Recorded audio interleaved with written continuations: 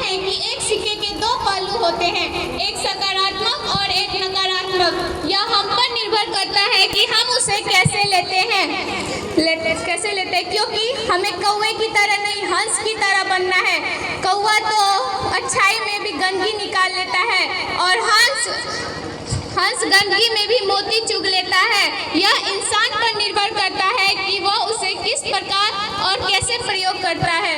जैसे कि मेरे साथी कह रहे थे कि मोबाइल का सकारात्मक और नकारात्मक दो पहलू हैं। मोबाइल के सकारात्मक कम और नकारात्मक प्रभाव ज़्यादा है। आज मोबाइल की वजह से वो एक काम पर फोकस नहीं कर पाते। पहले ज़माने के लोग भी तो मोबाइल के बिना पढ़ते थे ना। ऐसा क्या है मोबाइल फ़ोन में? लेकिन आप यह ना भूलें कि मोबाइल आजकल पढ़ाई को बहुत आसान बना दिया है।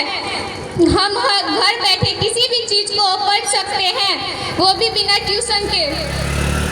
अगर मोबाइल से ही बच्चे पढ़ने लगे तो गुरु शिष्य का रिश्ता ही खत्म हो जाएगा।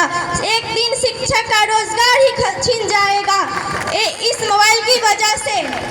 हम स्कूल और ट्यूशन जाते हैं क्योंकि हमें एक्स्ट्रा गाइडेंस मिल सके और परीक्षा में अच्छे अंक आ सके।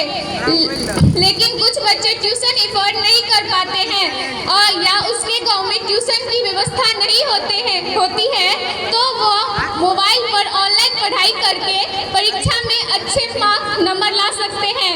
मैं नहीं मानती हूँ, क्योंकि मोबाइल फ़ोन में पढ़ाई कम और डिस्ट्रैक्शन ज़्यादा होते हैं। कभी ऐड आ जाता है तो कभी घर के व्यक्ति का फ़ोन और पढ़ाई में एकाग्रता बहुत ज़रूरी होती है। अगर फ़ोन इतना ज़रूरी होती तो सरकार किताब के बदले हमें फ़ोन ही क्यों नहीं देते?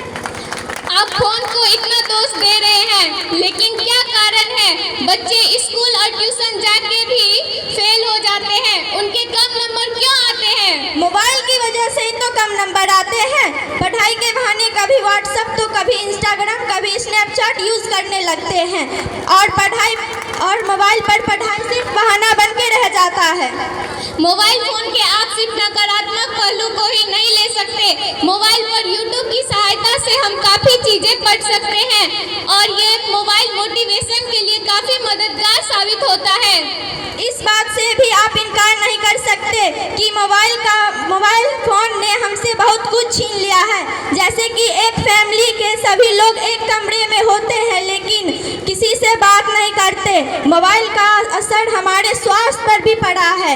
जैसे हम अब शारीरिक खेल के जगह वीडियो गेम खेलना पसंद करते हैं। हमारे स्वास्थ्य पर बहुत बुरा असर पड़ता है। हाँ, मैं भी इस बात से सहमत हूँ। एक्सेस एवरीथिंग इज बैड, यानी अति किसी भी चीज़ का बुरा ही होता है। इसलिए यहाँ बैठे सभी भाई बहनों से मैं यह कहना चाहती हूँ कि मोबाइल का अच्छे के लिए उपयोग करेंगे तो यह अमृत के समान है, नहीं तो यह मोबाइल फ़ोन विष भी बन सकता है। मोबाइल के नशे में इस कदर जुड़ बैठे हैं हम